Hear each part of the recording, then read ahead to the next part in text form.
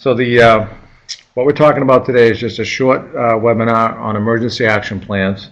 It's just to sort of give you an overview. This is not intended to take the place of your own in-house training. It's just a guide. So there's our disclaimer.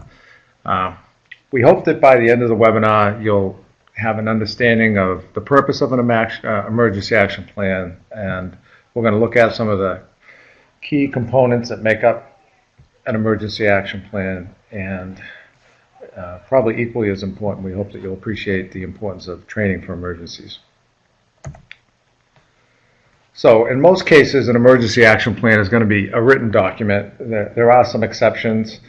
If you have less than 10 employees, you can communicate it verbally, but we strongly recommend that in all cases you take the time to actually formally write out an emergency action plan and train it as best you can. The reason why you develop these plans is so that in the event of an emergency, you'll minimize any injuries to employees, and hopefully you'll minimize any damage to the facility as well, because things will go in the best manner they can to respond to any emergencies that come up. So let's look at some of the situations that you would need to plan for in an emergency, and the most common that comes to mind is fires. Everybody is constantly aware of the potential for fires, and it's probably the one thing that we always plan around first of all. Other things to consider are personal injuries. If someone were to become, get cut badly or fall from a height or have some sort of a heart event or something, you would need to have to respond to that.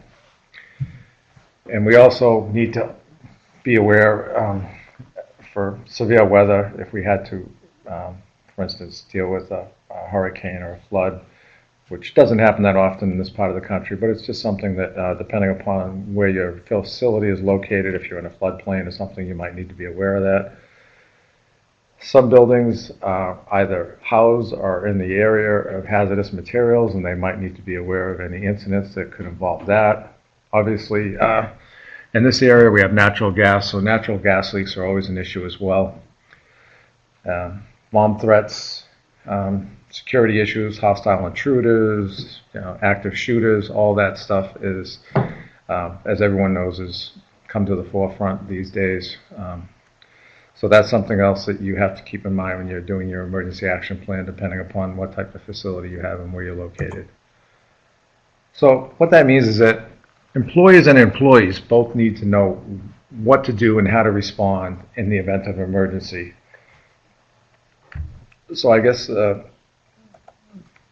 look at what are the requirements for an emergency action plan? What do I have to do to put together a useful emergency action plan? And to that end, some of the things you want to consider are, first and foremost, when there's an event, you need to be able to report it. You need to be able to summon emergency help, and that can be done several different ways. You need to have procedures for how to evacuate, when to evacuate, what the escape routes are. You may need to have procedures for employees if they need to stay behind to fight a fire or operate critical operations, and we'll get into that a little bit more later. You need to be able to account for employees and guests, visitors, what have you. It's very important that one of the things you want to make sure when there's an emergency evacuation that you can account for everybody that was in the facility, and that's got to be a key component of any emergency action plan.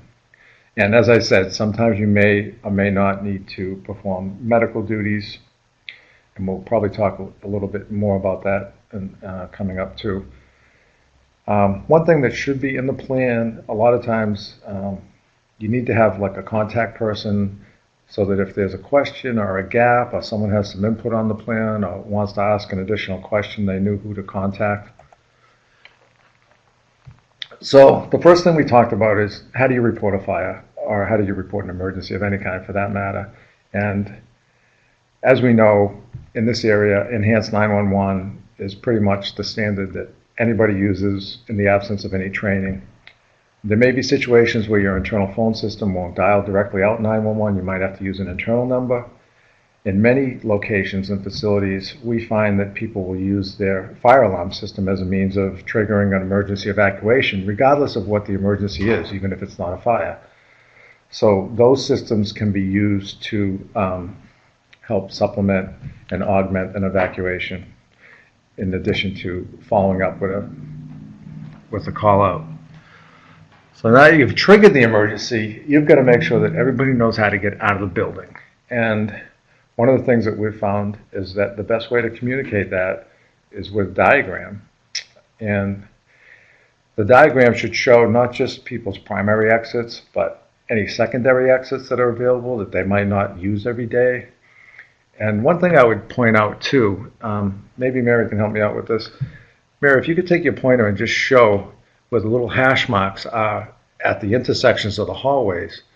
And it's very important to note, because we're going to talk about exit signs later, it's important to note that when you look down a long hallway, you need to know whether there's an exit at the end of that hallway or whether there's an exit that exits from there to another area. So you don't just have exits at the doorways, you have exits at key locations throughout the facility that guide you in the direction you need to go to get out of the building. The next thing that you want to consider when you're looking at escape routes is to make sure that they're well lit, that they're clear of any obstructions, and that they don't pose any additional hazards. You don't want to store any flammables, combustibles, toxic material alongside a hallway or adjacent to a hallway. Those exit routes should be considered sort of a safe haven.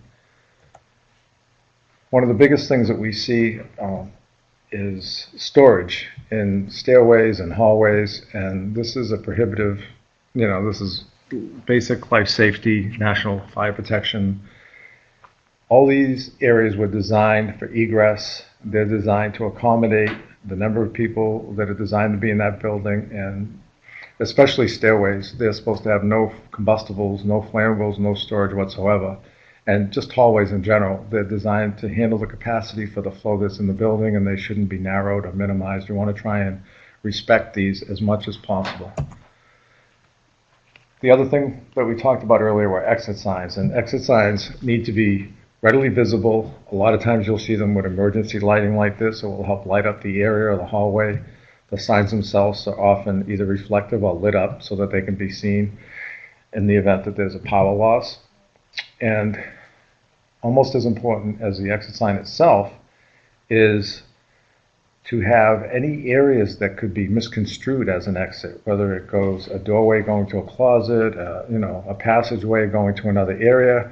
If it's not an exit, it should either say this is not an exit, or it should be marked as to what it is, if it's a storage room or what have you.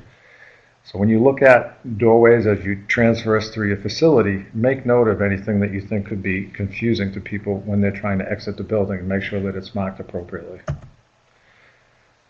Another important item is that you can never, ever lock an exit door. Exit doors need to be unlocked at all times when the building is occupied. And typically, the requirement for an exit door is that it has a single lever, single hand operation, which is to say you push on a crash bar, you turn a handle or a knob, and you're able to exit out the door. Even deadbolts are not allowed. You shouldn't have to do two things to get out of a door. If it's an emergency exit, again, single hand operation, and you're out. Can't emphasize enough. We see this all the time. Storage materials, we realize storage is an issue, but you have to respect these areas as being sanctuaries, and these areas have to be kept clear for emergencies. I have a little video here that I've sought out that'll give you an example of what a bad exit might look like. I'm going to play that now. Hopefully you'll get it on your end. Watch this, guys.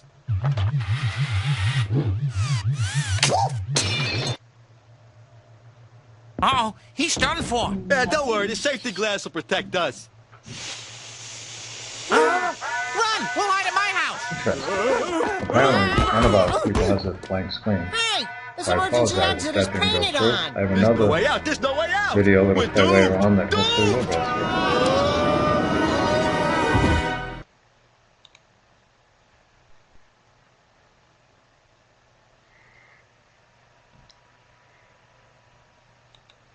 So we'll call that the failed video.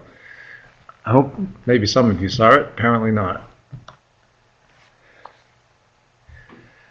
Okay, the next thing we need to consider is if you have people in the building that need assistance getting out, there are several different ways that this could manifest itself. You could have people that have vision problems, hearing problems that wouldn't hear the alarm.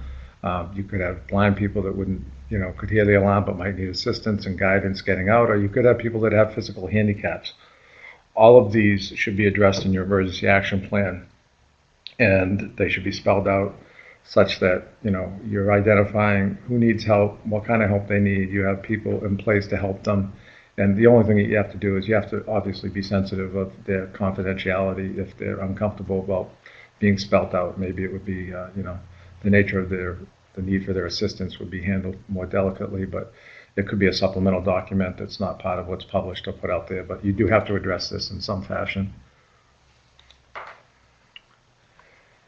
So in some organizations, you might need to provide medical assistance. And if you're providing medical assistance and you're exposed to any sort of bloodborne pathogens, then you would have to do bloodborne pathogen training also.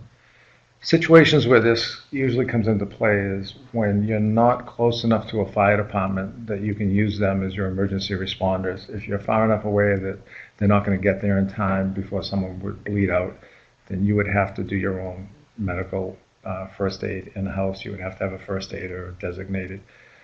And it doesn't need to be everybody, but in most cases, what you're going to find in the urban areas that we're in is that you're going to be able to use local fire departments. You're going to have people available within 5 minutes that can respond to emergencies like that.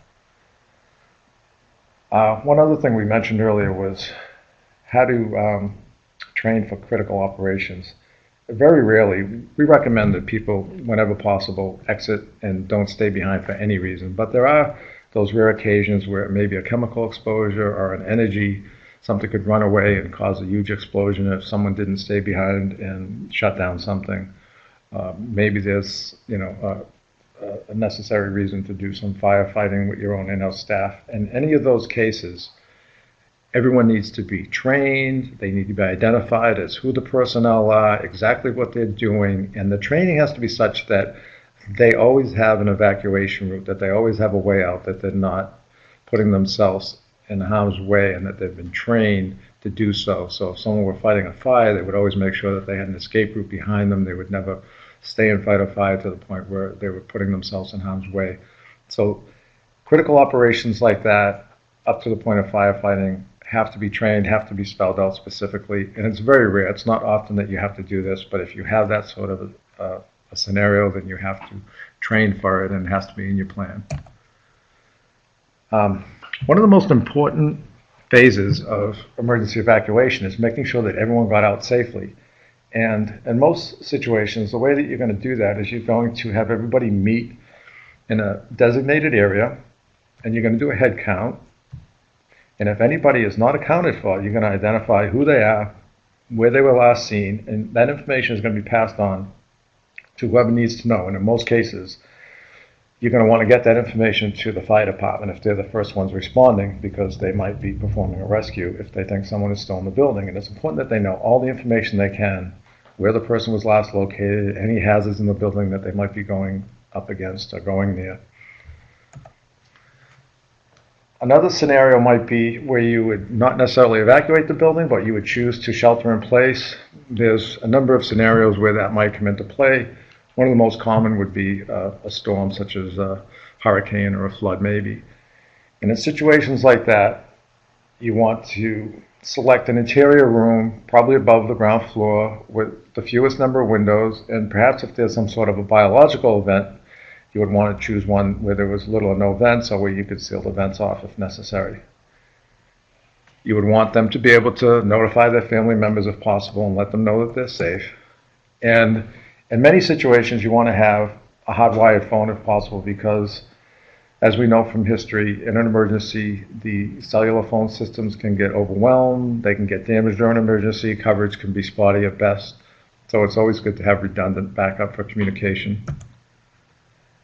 Now we're going to talk a little bit about actually developing the emergency action plan. And emergency action plans have to be site-specific, which means you have to evaluate the emergency conditions at that site. You have to evaluate the policies and procedures as they apply to that location and that site. And you might have specific reporting procedures or alarms that vary from site to site or location to location. So each emergency action plan has to be site-specific to the facility or the area that it's addressing. They also need to include a description of what the employees, need to do, need to know, what their roles are and responsibilities. And you might even want to have a list of who needs to be contacted once the initial emergency passes. So everyone's outside, and maybe there's department heads or emergency contacts. Maybe you have to call hazmat if there's a cleanup. Maybe you have contractors that need to be notified, alarm systems that need to be reset. So there should be an entire list of emergency contacts and who to contact and in what order, depending upon what the scenario is. Excuse me. So you must have, an emergency action plan for each location, as I talked about. You have to communicate that plan in its entirety to the employees so that they understand what their responsibilities are. You should review the plan annually and update it whenever it's necessary, when conditions change or when you deem it necessary to change the plan for whatever reason. And one of the most important things is that the employees must be trained on the proper procedures and what they need to know to successfully help with the plan.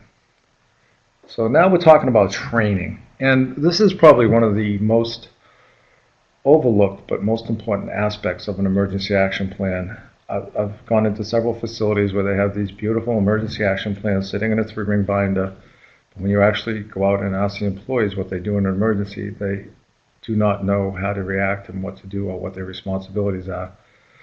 So it's very important that once you've taken the time to develop an emergency action plan, that you take the time to train your employees so that they know what to do and they know how to respond when these situations arise.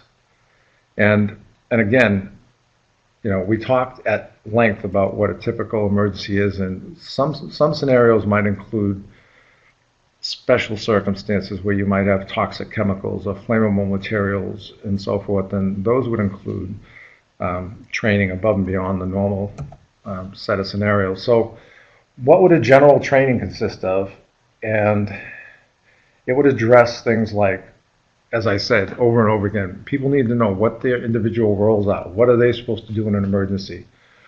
What types of threats, are they dealing with? What are the hazards? What are they doing to protect themselves and other people? How are they notifying, communicating these events? And obviously, as I said, it's important that when these events occur, there's going to be a lot of paranoia. Family members, need to be notified of, current circumstances. Where are you evacuating? Where are you sheltering? How are you accounting for people? The location and the use of emergency equipment, any shutdown procedures, as we talked about. One other thing that's very useful when you're doing your training is to do drills. A lot of times people will have a plan, and they'll even train the people on the plan. But if you really want people to get the concept, then it's best to do it sort of a hands-on, even if you can't do a complete evacuation. In some scenarios, like schools and dormitories and healthcare facilities, there are set guidelines for required drills, which are spelled out by the NFPA. But we recommend that everybody try to do a drill to the best of their ability. What I mean by that, you may not be feasible for you to do a full evacuation of an entire building, or it might not even be feasible for you to evacuate at all, but you could do a drill for a specific room or an area. You could, set up a typical emergency of some kind and see if they know how they would react in that situation, if they can answer the appropriate questions, if they can tell you where they would go and what they would do. And by doing that, you're actually drilling them. Tell them what the cone is. Oh, the pretty pink cone is actually a representation of what would be a fire. And typically when you do a drill, you would take something like that and you would hide it, and you would tell the people in that area that there's a fire. You need to, the alarm just went off, and part of your protocol may be to check the rooms because, it could be a residential building or an office building and there's people in the offices, or maybe there's someone that has succumbed to the smoke. So as part of the protocol, there might be people that are designated to check the room. So you would invoke that part of it and they would do a search and they would try to identify the nature of the alarm, why it was triggered, and then it would in turn trigger what would be done from that point forward. So there are ways that you can get creative and do drills without actually emptying out like an entire high-rise building or an entire facility. You can do it by department, by area. Get creative, but try to bring it to life. Try to get the employees vested in the program so that they understand what their responsibilities are, because when it really happens, they're the ones that need to respond. They're the ones that are at the front lines. A lot of times, too, in a drill, you can replicate situations where, it might be dark, you're going down a stairway and the lighting doesn't work for some reason, and so on and so forth. Do you have flashlights available? What are you going to do when things get confusing and people start getting panicky? Drills help you with that.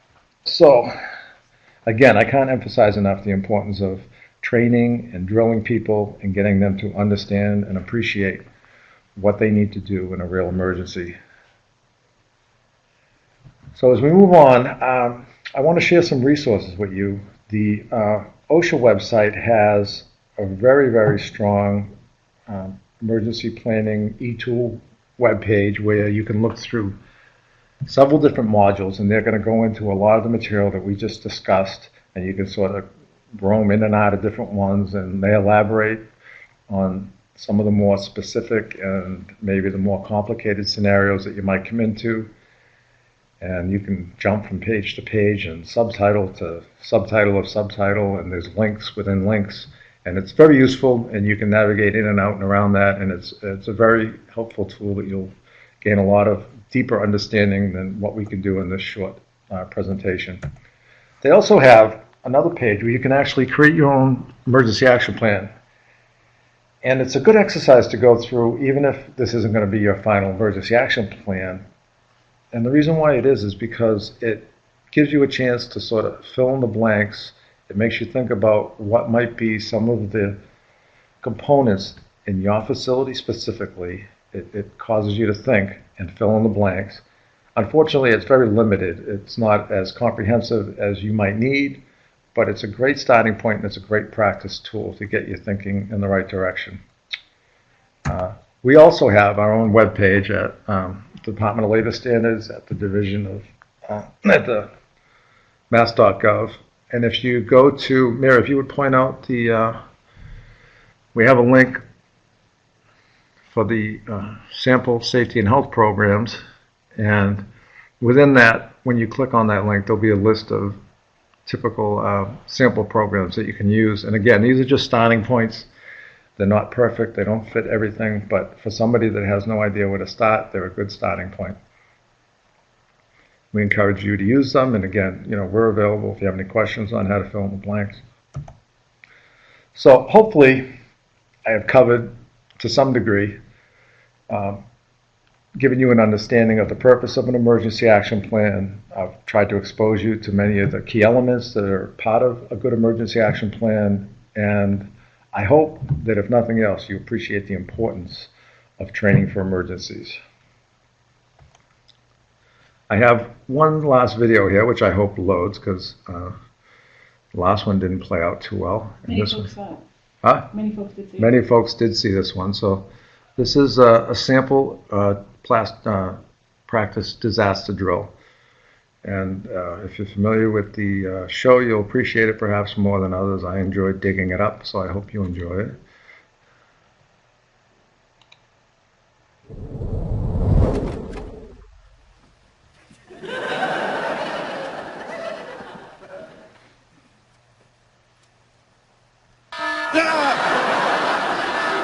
What the hell? Emergency preparedness drill. Oh, no, come on. You know how it works. Once a quarter, keep our readiness up. Now, rise and shine, sleepyhead. Half the town is probably dead.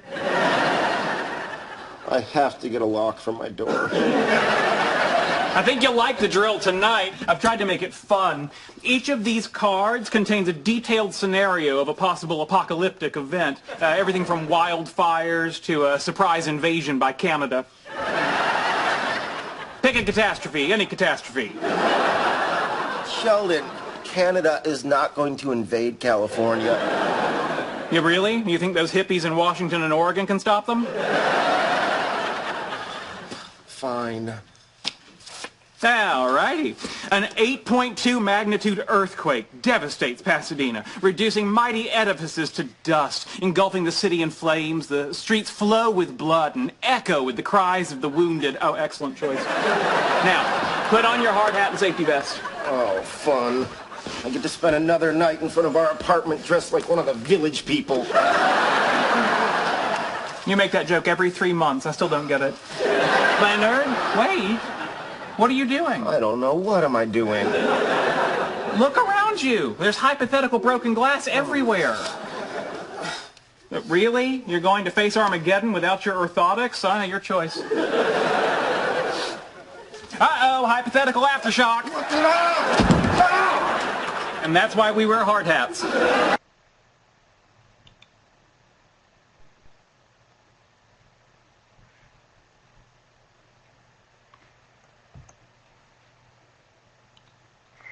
So I hope you enjoyed the video as much as I did finding it. I usually like to end with a little levity. I hope you appreciated that. We have some upcoming announcements.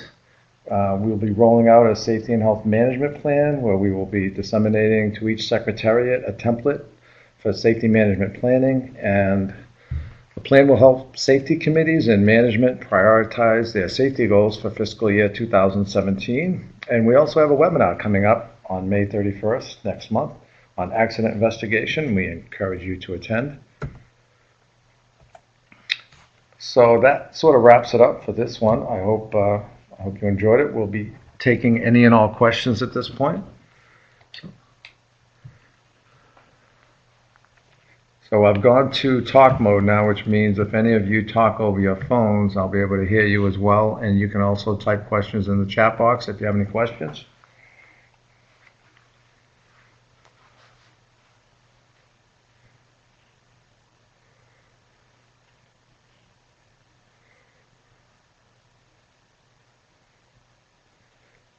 Apparently we got mixed reviews. Some people were able to see the video, others were not. I hope you enjoyed it if you did see it, and I'm sorry if you didn't. Okay, I have some people typing in some questions. Okay, we have some people typing in questions, and I unmuted the phones, but apparently, can you hear people? so the first question is the presentation available? And the PDF is available for download, and the original presentation will be uploaded to the wiki site probably within a couple of days, so you'll be able to go back and look at it there. Okay, we have a question. You mentioned shelter in place. Question is, you mentioned shelter in place. Do you have anything on secure in place? I never heard the term secure. I have to assume that they mean the same thing. If you're sheltering in place or securing in place, it could be you're sheltering because of an outside weather event, or you're sheltering in place as part of a lockdown where you have an event where you're trying to actually secure people in a room and prevent other people from coming in. So the two are the same. The only difference is that one would involve perhaps securing or locking the area that you're in until you know it's safe to come out. The other would be securing yourself in an area until you know the event has passed and it's safe to come out. I hope that answers it. The protocols are pretty similar.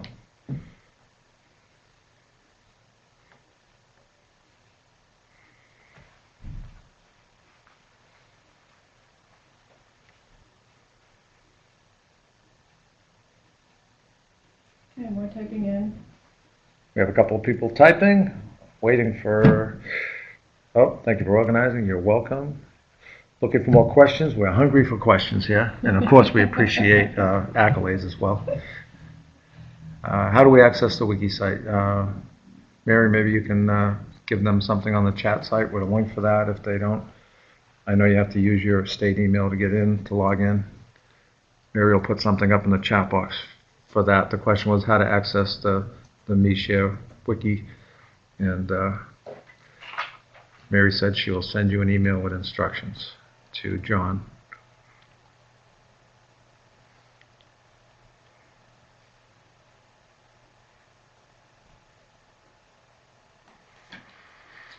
Do we provide an on-site assistance with the plan and if we ran a drill? Unfortunately, we do provide assistance whenever we can. However, we do not have a very large staff, so our ability to do on-site assistance is somewhat limited. We encourage you to use local assistance wherever possible. I think you'll find that the local fire departments, every fire department has a fire safety officer, and they're usually very helpful in these areas with planning for these types of things. They might even help you, assist you in running a drill. We encourage you to go that route. Obviously, if you're in a pickle, you can give us a call and we'll do what we can for you. But unfortunately, we do not have the manpower to go out and do a lot of this type of thing.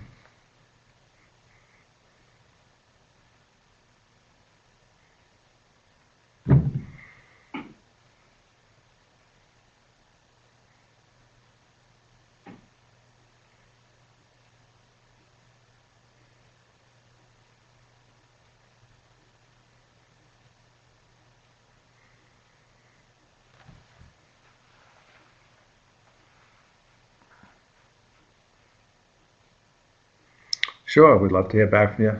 You know how you're making out, Betty.